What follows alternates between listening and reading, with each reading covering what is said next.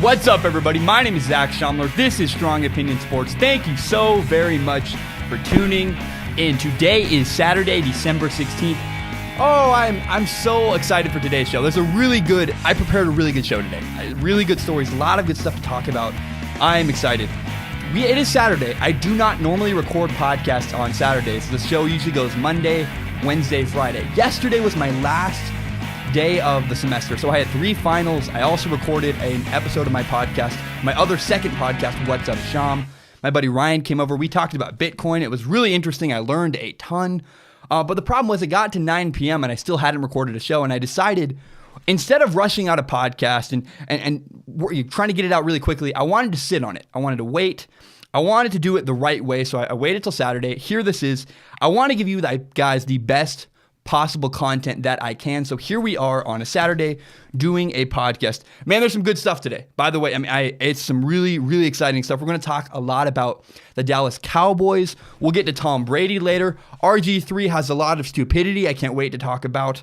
I'm also going to make baseball interesting. There's one story right now that's just fascinating me in the world of baseball. You can subscribe to Strong Opinion Sports on iTunes, on SoundCloud, and on YouTube. You can find my full entire hour-long podcast on YouTube. You can also find my best, most interesting clips. Man, I'm excited. We're growing something really cool. It's really taking off. On YouTube, it's exploding. We're getting a lot of subscribers, a lot of comments, getting some views. Our downloads are really high. You guys are kicking butt. You're telling people about this podcast, and it's really great. Continue to tell your friends about Strong Opinion Sports. I'm chasing my dream. I want to have a company someday where all I get to do is prepare and deliver podcasts. That is my absolute favorite thing in the world. We are well on our way to doing that. You guys are awesome. I love you guys so very much. I'm really grateful. Continue to tell your friends about Strong Opinion Sports. Oh, our first story is awesome. So my first car was a 1996 Volkswagen Jetta. It was an automatic, and it really sucked. My friends made fun of it. They called it the Inferno, but it was good. It was a good car. Got me from point A to point B. But the key to this was that it was an automatic, which means it did a lot of the work driving for me. I didn't have to shift gears. There's a computer that does it for you. When my younger brother died, I got his car. My brother left me his car in his will, and I wanted to keep it. I got rid of my Jetta and kept his 95 Corolla because I wanted that car for the sentimental value it held. I really wanted to learn how to drive that car. The problem was that car was a manual, a stick shift. I needed to learn how to shift gears by myself. I didn't have a car doing it for me. And it was a whole new process. It was really incredibly tough. Overnight, my ability to drive completely changed. The whole system changed. One day I was able to drive to work without even thinking about it. The next day, I couldn't even pull out of my driveway. It was so difficult. It really was hard for me. The system completely changed, and it took a while for me to learn how to drive again. That is Dak Prescott in a nutshell. That is exactly what has happened to Dak Prescott when Dak Prescott lost Ezekiel Elliott for 6 games because he was suspended. Dak Prescott has had to learn how to win football games a different way with a different system that's much harder. It's very similar to me going from an automatic car to driving a stick shift. Let's look at this. Let's look at the storyline from the last 5 games that Dak Prescott has not had Ezekiel Elliott. For the last 5 games, Ezekiel Elliott has gone 2-3. He's won 2 games. He's lost 3 of them. And we've seen a huge progression of Dak Prescott. Here are the statistics. So in the first 3 games, Dak Prescott had 0 touchdowns, 5 interceptions, and had never gotten more than 200 yards passing. Never once in his first 3 games without Ezekiel Elliott did he throw for more than 200 yards passing. And they lost all 3 games, by the way. Horrible, awful, absolute blowout losses. It was atrocious. Then in the 4th game, Dak Prescott won the game. He kind of figured it out. He blew out the Redskins 38-14. He had 2 touchdowns, but he still only had 102 yards passing. It was a mediocre, meandering game, but it was better. It was finally he had some success and played well without Ezekiel Elliott. Then in the 5th game without Ezekiel Elliott, he really figured it out. He had 332 yards passing against the Giants, 3 touchdowns, no interceptions, and a blowout win. Dak Prescott just had to learn how to play quarterback without Ezekiel Elliott. You changed his system. He needed time to learn how to play a different way. Last night, I drove my manual up a hill in the snow, and I'm very proud of that. I've gotten much better at driving a manual car. I learned how to drive a car differently. But when I first started driving a manual, when I was really bad at driving my car, I could barely pull out of my driveway. No one said to me, "Man, you're terrible at driving. You don't know how to drive." They said, "Oh, you're learning how to drive a new car. It's a new system. It's something you've never done before." So why do we do the same thing to Dak Prescott? Why do we expect Dak Prescott to play exactly the same without Ezekiel Elliott? Adversity makes a man. This process without Ezekiel Elliott has been incredibly beneficial for Dak Prescott. He needed this time to fight through and get better. Just like I said he would, just like I said weeks ago that Dak Prescott would be better on the other side, Dak Prescott has fought through this and is now better because of his time without Ezekiel Elliott. We have seen over the last 5 weeks development and the maturing process of Dak Prescott. One of my favorite movie quotes of all time is this: "The greatest teacher failure is." Yoda. Yoda from Star Wars. That is Yoda. Dak Prescott has absolutely developed and matured. He needed to take some losses. He needed to get hit in the mouth to really learn how to play quarterback without relying on Ezekiel Elliott. The Cowboys are better for Ezekiel Elliott's suspension. Dak Prescott is better for Ezekiel Elliott's suspension. On the other side of this, Dak Prescott is better. He's dealt with adversity and he responded well, just like I said he would, because he's a mature, fantastic quarterback, absolutely the franchise quarterback for the Cowboys and the quarterback of the future. You should not doubt Dak Prescott anymore. He has proven, I believe Dak Prescott has proven he is absolutely the guy. Don't doubt him. That's stupid and ridiculous. Dak Prescott is a franchise quarterback and is better because of the Ezekiel Elliott suspension. We're going to watch Dak Prescott's playing the Raiders tomorrow. He is going to tear them up. Just watch. Not only are the Raiders not very good on defense, they have a really bad secondary, but Dak Prescott's eager to prove himself. He's going to go out and annihilate the Raiders. Just watch. Dak Prescott will tear up the Raiders tomorrow on Sunday. I want to stick with the Cowboys. I have an interesting stat I found related to the Cowboys. How do I define valuable? The most valuable thing is what is necessary for you to be successful. So I've said this many times. I repeat it over and over again. My computer is the most valuable thing in this room. Not the most expensive, not the most coveted. My camera's really expensive. My lights they make the lights look great. But without my computer, none of this would be possible because that's how I edit my show. That's how I record my show. Without my computer, I could not make a podcast. Therefore, my computer is the most valuable thing in this bedroom, even though it is far from the most expensive. When you think of the Cowboys, you think of Dak Prescott, you think of Ezekiel Elliott, you think of Jason Witten. What I have found through the statistics is that Sean Lee is absolutely the most valuable player on the Dallas Cowboys. I'm going to credit Reese Waddle. I found his article on a website. I'm going to put credit to link in the bio.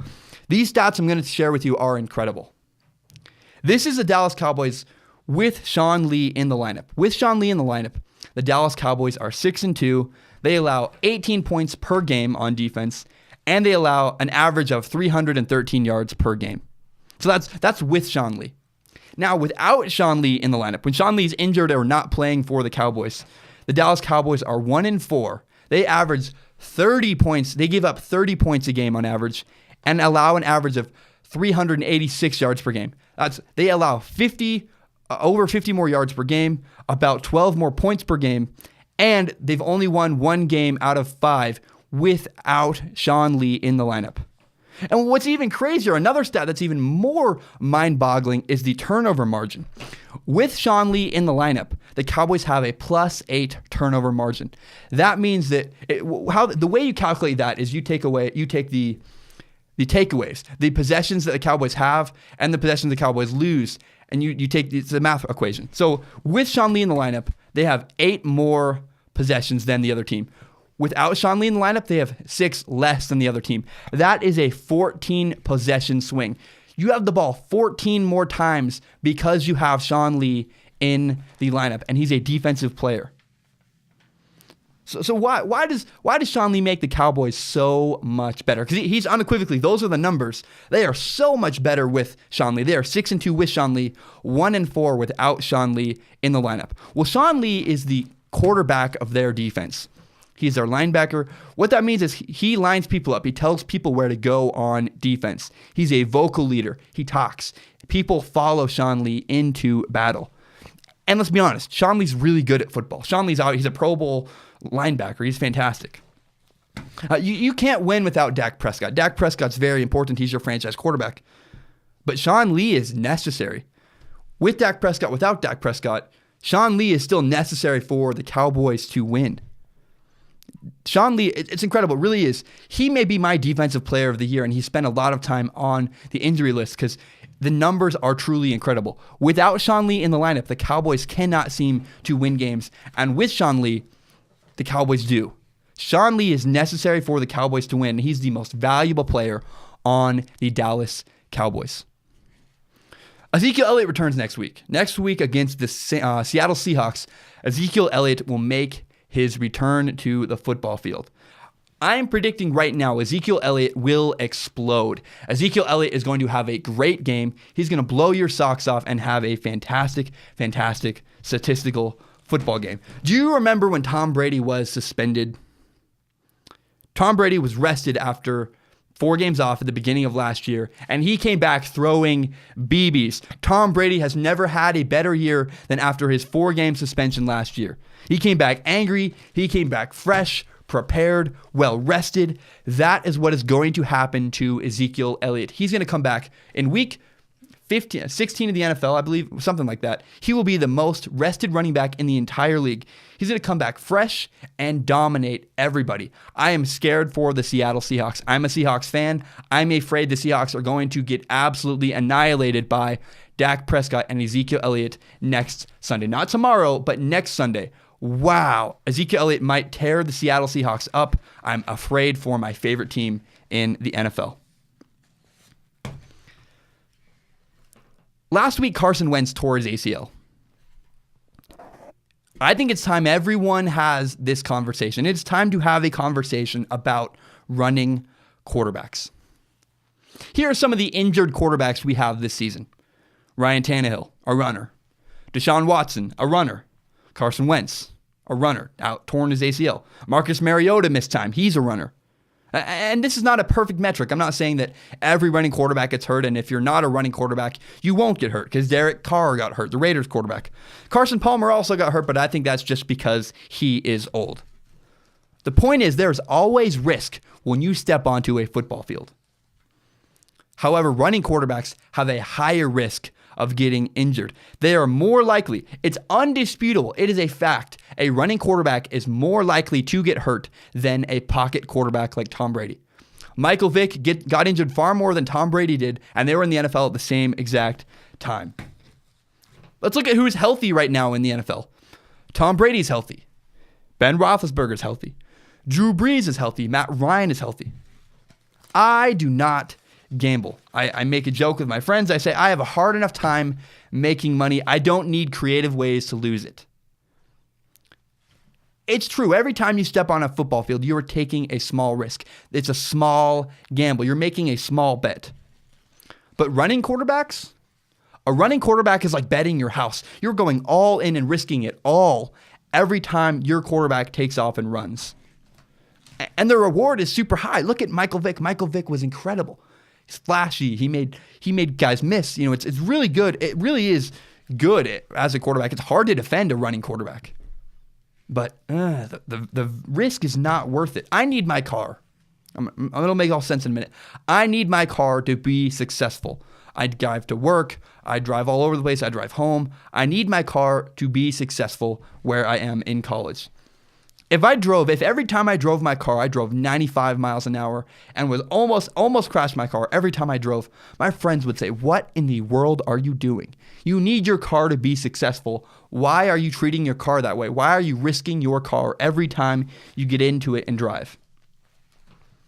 Isn't it the same thing with running quarterbacks? We've seen you need a quarterback to be successful in the NFL. If your franchise quarterback goes down, your season is over. So what are we doing? Why are quarterbacks taking off and running? I get it. It's sexy. It looks great. It's flashy. It's kind of like having a nice sports car. But at the end of the day, if your car your great sports car that looks incredible can't finish the race, what is the point? What is the point? You just wasted a lot of time. You wasted everybody's time. A running quarterback is an all-in gambling your house. You're betting the farm, and often it's not worth it. The risk is way higher. You can lose everything with your quarterback running. My favorite quarterback is Russell Wilson. I love the Seahawks. They're my favorite team. If Russell Wilson gets hurt, the Seahawks season is over. It is over. We cannot win games without Russell Wilson. Right now, Russell Wilson has 32 of the Seahawks' 33 offensive touchdowns. If we lose Russell Wilson, our season is completely ruined. It scares me. Every time Russell Wilson takes off and runs, I am scared for my life. I'm scared for our season. I do not want to lose our quarterback. Running quarterbacks are a huge risk, and it's very important we know. I would not want a running quarterback as my franchise quarterback of my football team. I want a guy who stays in the pocket. I don't want to bet the farm every time I go and make a gamble. I don't bet at all, let alone my entire house or risking my car. If your franchise quarterback goes down, your season is over. And that is what it's like every time a running quarterback takes off and runs. My name is Zach Schaumler. This is Strong Opinion Sports. I am going to take a short break. When I return, oh man, I'm so excited. I have a great Robert Griffin III story I cannot wait to share with you guys. A fascinating baseball story, probably the most engaging, interesting baseball story I have seen all year. We'll talk about Tom Brady down the road. A lot of good stuff is ahead. You can subscribe to Strong Opinion Sports on iTunes, on SoundCloud, and on YouTube. You can find my full entire podcast, the video version on YouTube.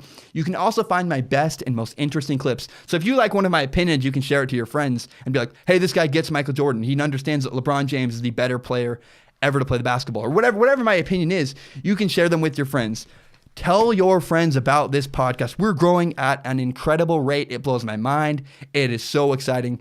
Continue to share Strong Opinion Sports with your friends. My name is Zach Schaumler. This is Strong Opinion Sports, and I'll be right back. All right, we are back. I am very sorry. This podcast will probably post later, like around 8 o'clock on Saturday. That is because I'm actually broadcasting at a basketball game today. I'm very, very excited to work the Washington State basketball game, broadcasting that. So I'm going to have to leave in about an hour, so I probably won't get to edit this podcast until later tonight.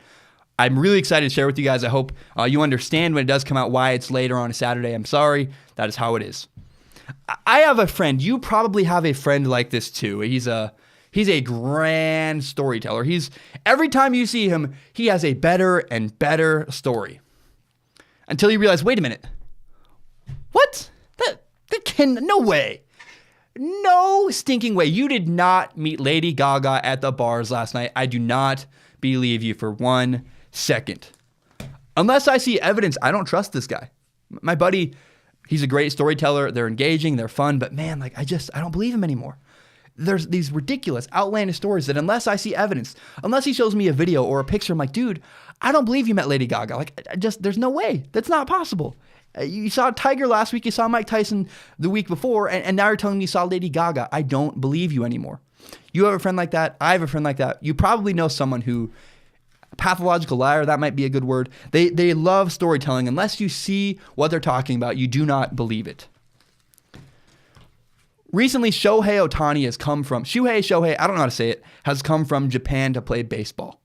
And I hear all these rumors, I hear all these stories about how great Shohei Ohtani is at baseball.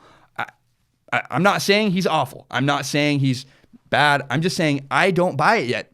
Shohei Ohtani signed with the Angels, and everyone's super excited. I'm being told, he's the face of the league. He's the next best player. He's so great. He's this, he's that. I'm like, show me. Show me the evidence, and I will believe you. Again, I'm not saying he's going to be bad. I'm just not a believer yet. I'm really not. I've been burned before. People told me Ricky Rubio, the point guard that went to the Minnesota Timberwolves, was going to be a great player. Then we had Kenji Jojima, the catcher for the Mariners. You probably don't even know who Kenji Jojima is because nobody does, because he did not work. He wasn't a failure, but he definitely didn't knock your socks off. You know, my buddy came over yesterday. We recorded an episode of my other podcast, What's Up, Sham? This podcast is a sports podcast. That other podcast is about everything else. I get to share my takes on other things in life. 2 hours. 2 hours. Ryan spent 2 hours explaining Bitcoin to me, And at the end of the 2 hours, I honestly still don't even fully understand. I need more evidence. It seems like a good investment. Bitcoin seems like a good idea, but with potentially high returns, like low risk, high reward kind of thing. But I need more info if I'm going to be a believer in Bitcoin. That's how I feel about Shohei Ohtani. I need more information. Look, maybe my buddy did meet Lady Gaga, but I need more evidence. Until I see it with my own eyes, I do not believe in Shohei Ohtani. I'm not saying he's going to be bad. I just need more evidence until I believe in Shohei Ohtani as the next big star in Major League Baseball. I've talked about opportunity before. I strongly believe if a door is not open, you need to kick it down. It's one of my favorite things. You need to create your own opportunity. This is the RG3 story. I'm really excited to share with you guys his ridiculousness. So my buddy Nathan told me a good joke last night. There's a guy stuck on a desert island who prays to God. He says, "God, save me." And 2 boats go by and ask this guy if he needs a ride home. And the guy says, Nah, I'm good. God's got me. God's going to save me. Well, the man starves and dies on the island. And he says, "God, why didn't you save me?" And God says, "Why didn't you get on the boat? I sent 2 boats for you and you didn't get on. You didn't take the opportunity when it came and jumped in your lap." So I read an article about Robert Griffin III the other day, that he rejected offers from the Arizona Cardinals and the Ravens, but that he also really wanted to play in the NFL. Really? It doesn't really look like you want to play in the NFL because you had 2 opportunities and you turned them down. Robert Griffin III does not get it. He does not understand how the world works. If you want something, but when it's offered to you, you say no, you don't really want it. Have you ever seen the movie The Pursuit of Happiness? It's one of my favorite movies. If you haven't seen it, you should watch it. Will Smith's character in The Pursuit of Happiness would have done anything to get a job. If you offered him a job, he would not say no. When offered a job with the Arizona Cardinals, Robert Griffin III said, "Nah, you guys have too many quarterbacks on your roster." And when Robert Griffin III was offered a job with the Ravens to play quarterback, he said, "I don't feel like I'm getting enough time to prepare." Look, there's a time to pick and choose, but Robert Griffin III is not in any position to pick and choose. He cannot be that decisive. Robert Griffin III is not in any position to be choosy. Robert Griffin III is not in the position to do that. And the funny thing is, Carson Palmer, the Arizona Cardinals quarterback, got hurt. If he went to the Cardinals and tore it up, he would probably be their starting quarterback right now. And then next year he could have gotten traded or signed somewhere else. Who knows? But Robert Griffin III had an opportunity and he did not take it. He had a door that was open. He had a chance to go prove himself and to show everyone he can still play in the NFL. And he turned it down. If you're really thirsty, you do everything in your power to get water. Robert Griffin III had opportunities and he turned them down. If you actually want to play in the NFL, you would.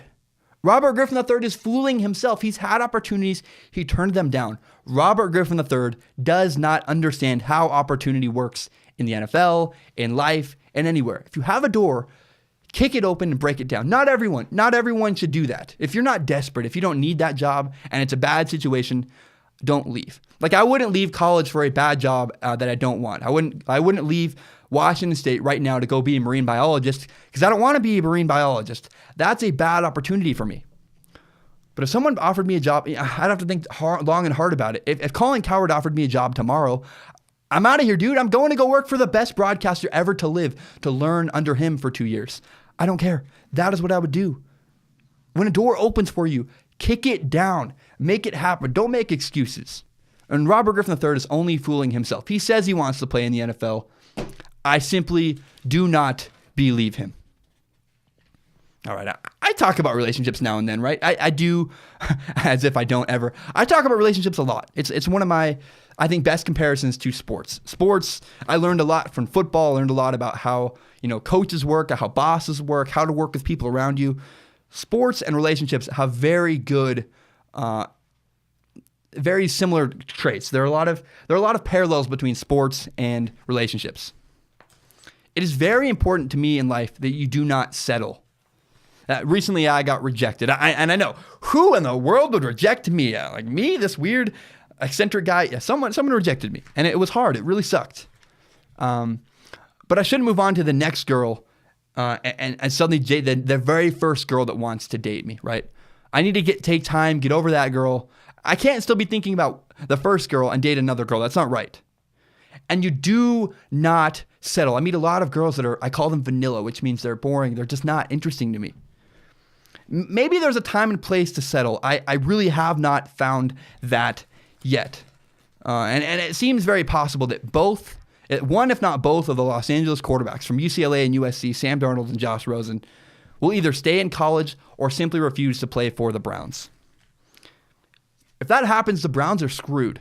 The Browns will have gotten rejected just like I did the other day. But I didn't move on to the very next girl that wanted me. The Browns are going to have to do that. The Browns are going to have to draft Baker Mayfield if both of those guys do not want to go to the Browns. I love Baker Mayfield. He's my favorite quarterback in all of college football. But Baker Mayfield is not the quarterback that would help turn the Browns around. Baker Mayfield, I love him. I love him. I love him. But he has a weak arm. He has all kinds of other little issues. Baker Mayfield with the Browns would be Johnny Manziel all over again. A little bit more mature, a little bit better throwing, a little bit more composed, but still just like Johnny Manziel. I can see it now. It hurts my brain. I don't want to think about it. It scares me. But the Browns have a horrible problem. It's a catch-22. You can't not draft him either, because if you don't draft him, you're going to say, well, another year without drafting a quarterback at the number 1 overall pick. And on the off chance that Baker Mayfield is successful somewhere else, you look stupid. And the problem is Baker Mayfield can't win in the Browns. He'll probably go 15th overall to the Cardinals and be successful. That's a better fit for him. But think of how hard the Browns were criticized for not taking Deshaun Watson with the first pick. Deshaun Watson also wouldn't have worked with the Browns. People don't realize he went to the Texans, the second best roster in the NFL with a great coach and good people around him. That is why Deshaun Watson's future is so bright with the Texans. Deshaun Watson in the Browns is not the same guy. Deshaun Watson probably could not have turned around the Browns. Baker Mayfield can't turn around the Browns. Probably the only person that can turn around the Browns is Sam Darnold, to be honest. But if Sam Darnold doesn't want to go there, the Browns are screwed. The Browns will have to settle for Baker Mayfield. Again, I love Baker Mayfield. But the Browns organization doesn't need Baker Mayfield. This is what the Browns organization leaked out the other day. The Browns organization leaked out that they like Baker Mayfield. And the reason for this is that if the Los Angeles kids stay, they're going to have to pick Baker Mayfield. Really, that's just picking the only girl left after everybody else rejected you. That's like me getting rejected the other day and saying, is there anyone else who wants me? Does anyone in the world want me? It's not the girl you actually like. It's the one that is left. It's the leftovers. No one wants leftovers. No one wants to settle for something they don't actually want. That is my fear with Baker Mayfield. That is what the whole problem with the Browns right now is. No one actually wants to play for them. And if people don't want to play for the Browns, they won't play for the Browns. And they're going to have to settle for something they don't actually want that can't actually help turn their organization around. Baker Mayfield cannot turn the Browns organization around.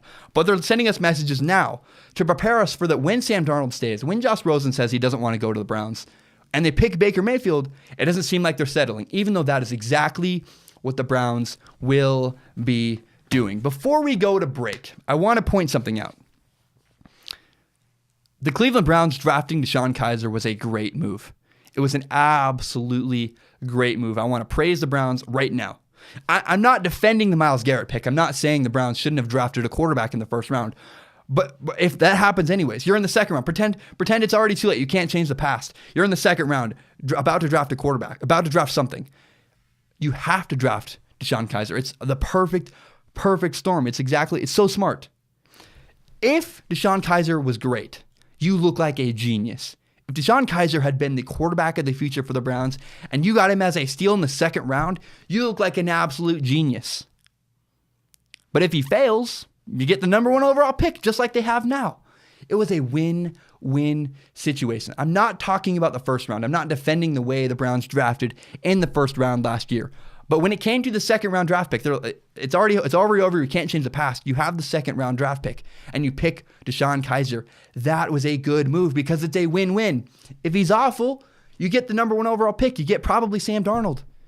If he's great, you look like a genius, and you got the quarterback of the future. So I just want to go back, and there was a moment in time where we need to appreciate and praise the Browns for what they did. They did a good thing and a smart thing when they drafted DeShone Kizer. I'm going to take another short break. When I return, we're going to talk about Tom Brady. We're going to talk about Adrian Peterson. I have 2 quick opinions. It's a segment I've never done. 2 quick opinions. I'm going to throw them out there. We're going to see how they go, how it works. You can subscribe to Strong Opinion Sports on iTunes, on SoundCloud, and on YouTube.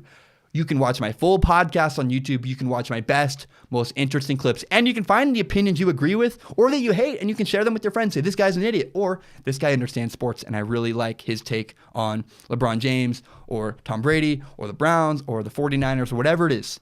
Tell your friends about Strong Opinion Sports. We are growing something. We are building something. It is so cool. It is so much fun. I love the support you guys are giving me, and we are really doing something special. So continue to tell your friends about Strong Opinion Sports.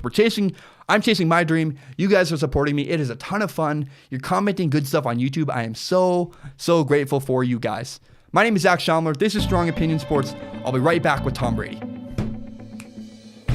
All right, we are back. This is Strong Opinion Sports. My name is Zach Schaumler. Thank you so very much for tuning in.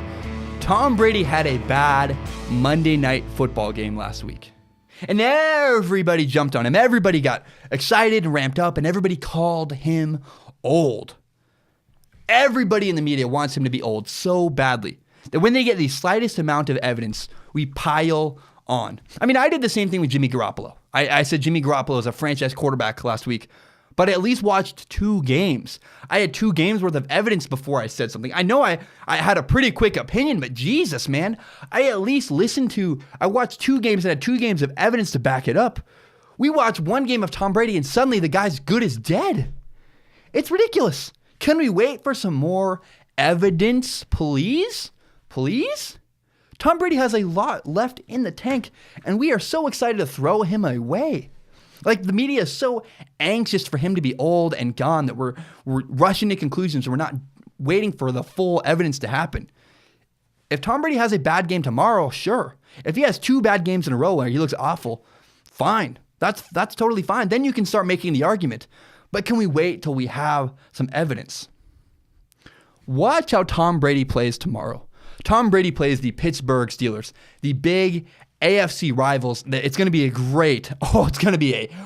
fantastic game. I'm probably going to have some friends over. We're going to watch Tom Brady square off with the New England Patriots square off with the Pittsburgh Steelers. Again, if Tom Brady struggles, you can be worried. Then you can start making the argument. Is he too old? Is he not holding up? What's happening? But let's get 2 games with him bad in a row before we start saying he's too old. That's crazy to me. Here's what I think is going to happen tomorrow. Tom Brady is going to light it up. I believe Tom Brady is going to come out and just throw BBs and be really fantastic and make a big statement against the Pittsburgh Steelers. We're going to see angry Tom Brady. You know Hulk? Hulk smashed. Hulk gets angry. He's really upset. We saw angry Tom last year after Tom Brady was suspended for 4 games at the beginning of the year.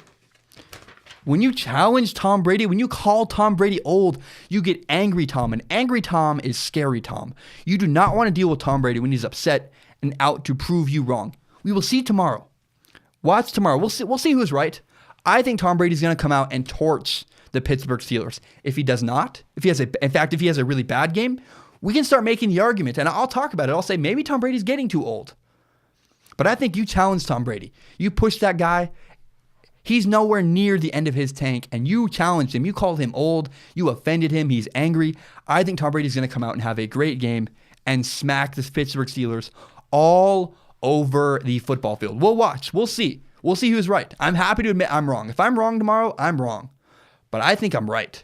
I think Tom Brady is going to go out and make a statement against the Pittsburgh Steelers. I drive a 1995 Corolla. It's well documented. I love my car. It's great. My brother gave it to me. It's a really special car to me. It's my favorite thing in the world. It's not my favorite thing in the world. It's up there though. It's really a car I love, and it means a lot to me to drive my brother's car. My brother left it to me when he died. My car is almost at 300,000 miles. 300,000 miles, and it is going strong. But if I crash it, it's the end. If I crash my car tomorrow, it's over for that car. 300,000 miles, it's totaled. It's not worth saving. It's really not. It's done. Adrian Peterson just got injured again. He has a neck injury. The Arizona Cardinals put him on the injured reserve.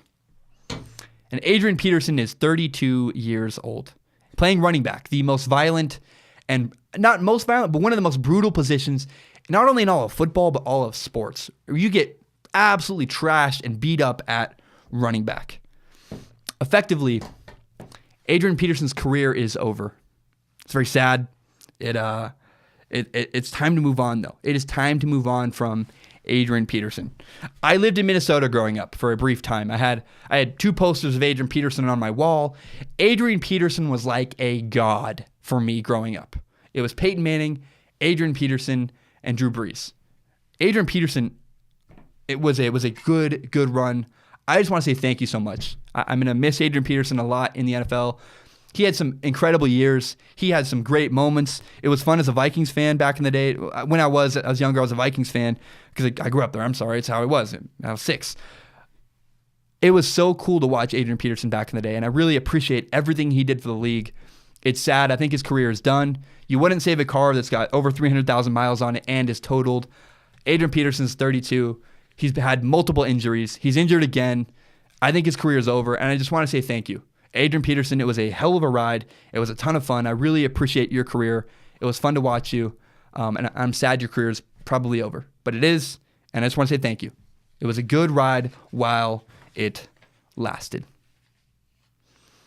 I want to do 2 quick opinions. This is a segment. I don't know if it's a segment. I don't know what it is. I have 2 things that 2 little brief opinions I'm testing out. I'm going to talk about them more next week. Probably the second one more than the first. But the first opinion is kind of silly. It's that more of a joke. I just want to share it with somebody. I have to tell someone this is how to do it. I want Russell Wilson to win the NFL MVP simply because I cannot wait to listen to his acceptance speech. I listened to Baker Mayfield's acceptance speech of the Heisman Trophy. It was fantastic. You know who's the best speaker in the entire NFL is? It's Russell Wilson. Like when Russell Wilson retires from the NFL, he could have a great career simply doing motivational speaking. I could listen to a podcast where Russell Wilson just talks about his life. He's fascinating. He's a good speaker. So I'm selfish. I think Russell Wilson, he's my favorite quarterback in the NFL. He plays for my favorite football team. He's having an incredible year. I think he's worthy of the NFL MVP based on his statistics. But even if you take away his statistics, man, I want to hear that guy give a speech. I love Russell Wilson. I want to hear more from him on the podium. So that's my first, more of the silly, fun opinion. This is the other opinion that I'm excited to share because I think it's important, and I think we don't think about it very much. Everybody hates Lonzo Ball. Like everybody seems to hate Lonzo Ball. I watched LeBron James was in the hospital the other day. I saw this on SportsCenter's Instagram page, and LeBron James had a young child say, "Can you dunk on Lonzo Ball? I don't like that guy." And LeBron James kind of shrugged off and said, "Yeah, we'll see." And then LeBron James, after the game, actually gave Lonzo a hug. The reason why everybody hates Lonzo Ball is because of his dad. I really think Lonzo Ball is a good guy, an interesting guy. Like what in the world has Lonzo Ball done to you? What has Lonzo Ball done that you don't like? Like what? Like he has his own shoe that his dad made? You don't like LeVar Ball. Your problem is not with Lonzo Ball. Lonzo Ball seems like a good kid. And I think we need to be aware of that and take a step back, that our problem with Lonzo Ball is not with Lonzo Ball. Our problem with Lonzo Ball is LeVar Ball, the dad. I get it. If you don't like, maybe you hate LeVar, so therefore you hate his son, but just be aware that you're punishing a guy for things he hasn't done. Lonzo's quiet. He's pretty passive, actually. Maybe you hate him. You think he's overrated as a basketball player. But the guy who is Lonzo Ball seems like a good guy. I think I would get along with Lonzo Ball. I've watched a lot of interviews. I'm a nerd. I'm a huge sports nerd. Lonzo Ball seems like the kind of guy I'd want to get a beer with. I'd want to hang out with. Seems like a good person, like not a bad person at all. So just be aware, you're punishing Lonzo Ball for the actions of his father, and you're making it personal. Be aware, Lonzo Ball seems like a good guy. He seems like a guy that, again, I'd want to hang out with. Just be aware. Be aware when you insult and criticize Lonzo Ball and make it personal. Your problem is not with Lonzo Ball. Your problem is with his dad. Okay, tomorrow there are 7 huge NFL matchups. I talked about them a little bit on Wednesday. I hope you stay for the end because I have a good message at the end of the show too about my younger brother. But there are 7 great matchups this week on Sunday, tomorrow, in the NFL. First, the Patriots play the Steelers. I'm picking the Steelers. I think the Steelers... I'm not picking the Steelers. I'm picking the Patriots. I'm picking the Patriots. See, that's how conflicted I am. It's going to be a great game. The Patriots, the Steelers. It's going to be a fun matchup. I'm picking the Patriots because of Tom Brady. It's a home game for the Steelers. That scares me as a guy picking the Patriots. It's going to be fantastic. The Steelers, the Patriots, Sunday night. I think it's Sunday Night Football. What a great matchup. The Chargers play the Chiefs. I am picking the Chargers to beat the Chiefs. The Chargers are on fire. They've been through adversity. They fought back from 0-4. The Chargers will beat the Chiefs tomorrow. These are, again, 7 great games you should watch tomorrow. Watch, check in on, whatever. The only game on this list that doesn't have any playoff ramifications is the Cardinals and the Redskins. This is going to be a good football game. I guarantee it. The Redskins are bouncing back. They've had 2 blowout losses in a row. The Cardinals are, they're mediocre, they're fine, but look for the Redskins to bounce back and play better after getting blown out 2 weeks in a row. The Packers and the Panthers. Woo! This is going to be a fun one. This is going to be a fun game. This is Aaron Rodgers' first game back in an NFL uniform since getting injured. The Panthers have, in the past, hurt players who came back from injury. So Aaron Rodgers, I'm picking to win. I'm picking Aaron Rodgers to beat the Panthers and the erratic Cam Newton. That's going to be a good game you want to watch. The Titans and 49ers. The Titans may play themselves out of the playoffs. If the 49ers come out, punch them in the mouth, and take out the Titans, they're definitely losing ground. They might be a wild card team, if not completely out of the playoffs, if they don't take care of business the next couple weeks. I'm picking the 49ers to take care and beat the Titans. They're playing at home. Jimmy Garoppolo's first home game as a 49er. I'm excited. I'm just so fascinated and enamored by Jimmy Garoppolo. I like him. I think he's a franchise quarterback. The Titans are going to be a good challenge for Jimmy Garoppolo. Cannot wait to watch Jimmy Garoppolo face off against the Titans tomorrow on Sunday. And the last game of my 7 matchups that I can't wait to watch, the Cowboys and the Raiders. I'm picking the Cowboys to win. I think Dak Prescott is going to have a huge game. I talked about him at the beginning of the show. Look for Dak Prescott and the Dallas Cowboys to drub the Oakland Raiders into the ground. Could be a better matchup than we think. Derek Carr is a pretty good quarterback. He's had a bad year. I think he's still hurt. But Dak Prescott, I think, is going to make waves and make a big statement tomorrow against the Oakland Raiders. My name is Zach Schaumler. This has been Strong Opinion Sports. Thank you so very much for listening. Today is December 16th. And on December 14th is my younger brother's birthday. December 14th, my younger brother Zane would have turned 19. He died. He took his life. It was awful. It was really bad. And I don't talk about suicide very often because my fear is that when you talk about suicide, you might encourage someone else to do what he did. But I want to talk about that. I want to share with you guys. Zane was he to this day is really a big inspiration to me. He's why I do everything I do. I'm really grateful that he was my brother. We played football together. We were on varsity at the same time. We had one game together where we scored a touchdown both in the same game. I was a varsity quarterback. He was a sophomore. He was a scout team running back.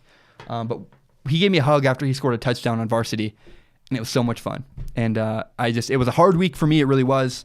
I had a hard day yesterday. I went and saw Star Wars all by myself without my brother. And I remember the night he died, one of the first things I thought about was, he's never going to see how this story ends. He's never going to see the rest of Star Wars. How does the story continue and how does the story finish? And it's sad. It really is. I found a stat. I'm going to find it real quick. I found a stat posted by SportsCenter about the Cleveland Browns. It said that since December 18th, 2015, there have been 3 Star Wars movies released and only 1 Cleveland Browns win. I thought that was really funny. I wanted to share that later. But the point of this was Zane. Zane had a huge impact on my life. I'm very grateful for him. He was one of my closest allies and best friends. I worked with him, and I miss my brother very often to this day. suicide's a real problem. And if anyone listening to this podcast ever has problems and needs help or needs someone to reach out to, do not hesitate. I'm on Twitter, I'm on Instagram, I'm on YouTube, I'm everywhere. I'm on Facebook. Find me, contact me. I want to help you. Suicide's a really big, real problem, and it almost ruined my life. It didn't. And I really hope you never go through that. And I hope you never, ever make the choice he made. Because I'm still, to this day, I struggle with anger and pain about Zane's death and Zane committing suicide. And I miss him very much. My name is Zach Schaumler. Thank you so very much for listening to Strong Opinion Sports. I love you guys so much. This is my passion. It's my favorite thing in the entire world. You guys are allowing me to chase my dreams. And it is so much fun. It really is the greatest thing. It's a big blessing, and we're taking off. We're getting a lot of views. We're getting a lot of subscribers, a lot of listens on SoundCloud and on iTunes, and it's just a ton of fun. It's my favorite thing in the world is preparing and delivering a podcast, especially Strong Opinion Sports. It is so much fun. You can subscribe to Strong Opinion Sports on iTunes, on SoundCloud, and on YouTube. You can find my full episodes of my podcast or my best, most interesting clips on YouTube. You can share them with your friends. Tell your friends about Strong Opinion Sports. We're growing at an unbelievable rate. I cannot believe it. I'm so grateful for you guys. Continue to tell your friends about Strong Opinion Sports. Share it on Facebook, on Twitter, on Instagram. Tell your friends about, face-to-face. Tell your friends about Strong Opinion Sports. We're growing. It's awesome. I'm very proud of it. Thank you so very much for listening. My name is Zach Schaumler. This has been Strong Opinion Sports. I hope you have a great Saturday. I hope you watch some awesome football tomorrow. The episode will be out late, probably 8 o'clock tonight on Saturday. Thank you so very much. Love you guys. Goodbye.